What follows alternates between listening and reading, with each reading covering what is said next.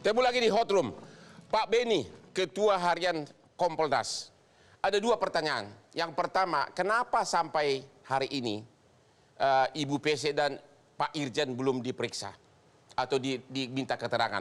Yang kedua, kalau ternyata, Bapak kan polisi senior, kalau ternyata hasil otopsi kedua tidak jauh beda dengan isi akte notaris kesaksian dua paramedik yang menyatakan bahwa selain luka tembak ada juga luka-luka lain. Apakah Bapak setuju bahwa ini memang pembunuhan berencana atau apa?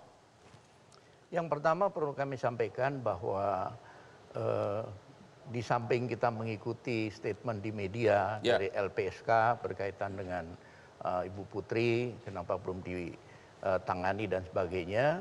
Untuk Pak Sambo kami sudah menanyakan ke via tim sus, sudah dimintain keterangan. Sudah? Sudah dimintai keterangan. Sudah dimintai keterangan. Karena memang kerja-kerja tim sus ini kan tidak kemudian hari-hari harus dilaporkan, hari harus dipublikasikan. Jadi Pak Irjen sudah dimintai keterangan? Sudah. Ibu PC? Belum, karena pertimbangan tadi kondisi psikologis. Kondisi, ya.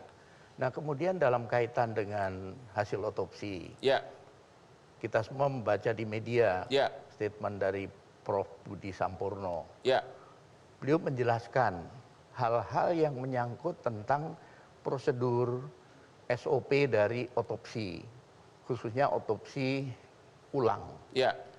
Ketika publik bertanya kenapa otak ditaruh di perut, kemudian kenapa ada bagian yang tidak ada dan sebagian, di situ sudah jelaskan. Artinya begini, menurut saya ketika kita mau membahas sesuatu yang menyangkut kepakaran atau kompetensi tertentu, ini yang bicara harusnya yang punya kompetensi. Nah, di sini tentunya dokter masing-masing yang menangani itu dengan kepakarannya ada prosedur yang harus ditempuh.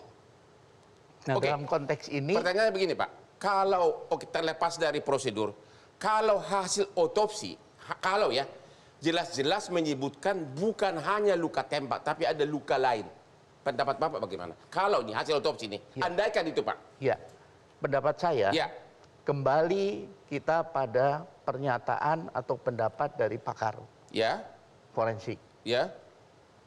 Kemudian untuk mengkaitkan itu kaitannya apakah pembunuhan atau tidak, harus dirangkaikan dengan keterangan saksi. Kami sendiri komunikasi dengan via tim khusus, bahwa mereka kerja siang malam, bahkan gelar sampai jam 2 pagi untuk percepatan proses.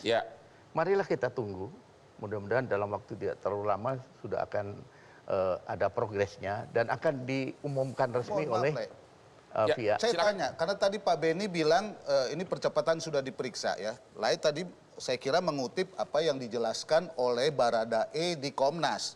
Apakah Baradae sudah diperiksa pro justisia oleh tim khusus itu sampai karena resmi SP2HP-nya nggak ada. Jadi pertanyaan ini harus dijawab secara prosedur hukum. Kalau gitu kita tanya ke Pak Beni, apa yang Bapak tahu apakah Baradae sudah diperiksa secara pro justisia? Artinya sebagai terlapor di sini dan mengakui bahwa dia menembak. Apakah sudah diperiksa menembaknya? Yang pertama kami ingin sampaikan bahwa keberadaan tim khusus ini yang pertama untuk mendalami apa yang sudah dilakukan ketika proses penyidikan dilakukan oleh pihak Polres. Kemudian naik ke Polda Metro. Pendalaman ini untuk memastikan apakah prosesnya sudah benar sesuai SOP dan sebagainya. Artinya Baradae sudah diperiksa oleh tim khusus ini? Sudah didengar keterangannya. Sudah didengar keterangan. Gimana? Sudah didengar keterangannya berarti apakah itu sudah masuk penyidikan atau penyelidikan? Karena kalau semua yang dijelaskan oleh Pak Beni Mamoto atas nama Kompolnas seolah-olah ini semua diawasi, saya kira kejadiannya nggak berlama-lama kayak begini. Sudah 3 minggu ini semuanya belum jelas. Apa benar Baradae sekarang kembali bertugas normal di kepolisian? Tadi saya konfirmasi ke Pak Beni, tapi biar Pak Beni yang jelaskan. Katanya semua jadi ditarik, yang dari Brimob, yang di bawah Pak Sambo itu di Propam, semuanya ditarik. Karena pertanyaan saya tadi agak lebih dari itu pertanyaannya. Saya kira saya kembalikan ke Pak Beni saja, karena saya tidak dapat informasi itu. Tapi sekali lagi saya mau katakan, pengembalian polisi yang sudah jelas-jelas mengaku di depan Komnas, dikembalikan lagi tugas, ini mempertaruhkan nama baik institusi, termasuk juga Brimob. Ini problem nih bagi rakyat menurut saya. Karena tembak-menembak ini justru dilakukan oleh orang-orang yang terlatih, orang-orang yang memiliki senjata, dan di rumah pejabat yang sampai sekarang belum terungkap dan tersangkanya belum ada. Oke, Bapak Komnas HAM, Bapak kan sudah interview Brada E. Dalam wawancara mengaku dia yang melakukan penembakan yang menyebabkan terjadi kematian. Apa dia mengaku? Iya, dia mengaku dia melakukan penembakan. Iya. Okay. Karena dia mendengar ada suara jeritan, ya, teriakan ya, dari ibu. Itu versi dia ya, Bang Hotman ya. Kemudian dia turun, dia melihat ada Joshua. Ini sekali lagi versi dia. Versi dia oke, terus? Kemudian dia bertanya, kenapa? Ada apa gitu. Malah katanya dia ditembak. Jadi menurut Brada E, dia duluan ditembak oleh almarhum. Betul. Yang tadi sekali lagi kita katakan ini versi dia. Dia mundur sedikit, mengokang senjata dan kemudian membalas tembakan itu. Terjadilah peristiwa di mana akhirnya... Artinya Brada E tidak pernah melihat ada pelecehan seksual? Tidak pernah. Tidak pernah melihat? Dia hanya mendengar jeritan. Saudara Ricky, satu lagi ajudan, dia di bawah. Ya. Dia juga mendengar suara jeritan. Begitu dia keluar, dia melihat Joshua katanya mengokang senjata. Ya. Kemudian terjadi suara tembak-tembakan, dia sebenarnya tidak tahu siapa. Ya. Sebelum kemudian suara tembakan berhenti, dia keluar dari persembunyiannya, dia melihat ada Barada E dengan jasad Joshua.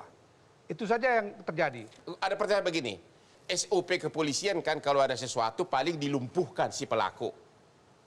Ya, ini kenapa langsung tembak-menembak? Ya, ini sekali lagi versi dia bilang ini adalah pilihan sesuai dengan SOP untuk penyelamatan diri dan lain-lain. Itu nanti silahkan diuji lah ya. Baik oleh penyidik, kan tadi Bung Johnson katakan. Wewenang Komnas HAM itu cuma dua, Bang.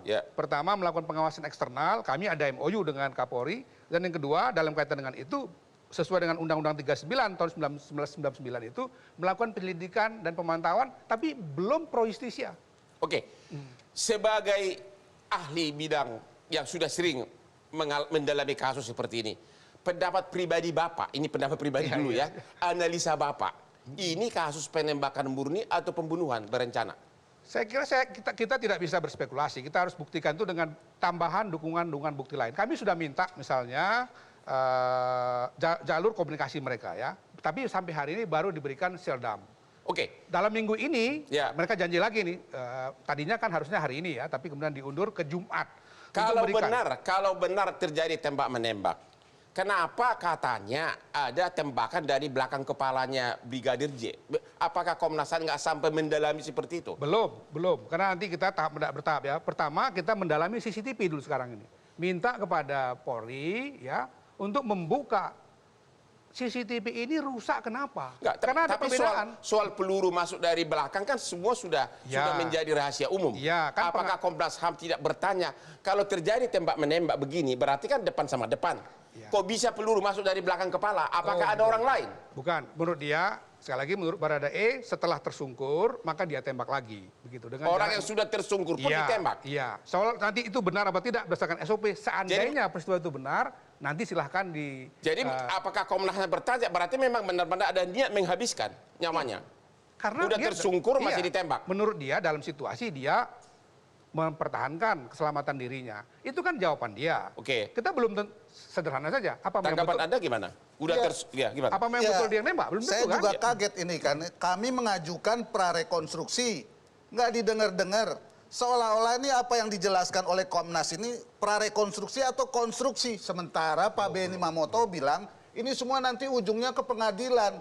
Lah kalau mau ke pengadilan aja barang buktinya juga dulu harus disita, diproses dulu ke forensik, kemudian dimintain BAP dari ahli, ya kan? Baru dimajukan menjadi berkas dan itu semua diteliti oleh kejaksaan apakah ini P21 nanti diterima atau tidak, baru dibuat penuntutannya. Kami aja minta prarekonstruksi aja nggak didengar. Kok ini sepertinya kayak ada rekonstruksi atau prarekonstruksi, padahal ketua bilang ini belum pro justisia loh di Komnas. Jadi ini bagaimana taruhannya adalah bisa saja bukan seperti yang dikatakan kasus Jessica. Ini bisa peradilan sesat atau efeknya ini bisa jadi dakwaannya lemah, ngaco atau apa segala macam. Taruhannya bisa peradilan sesat. Negara ini bukan hanya polisi taruhannya. Penegakan hukum di negara kita ini bagaimana?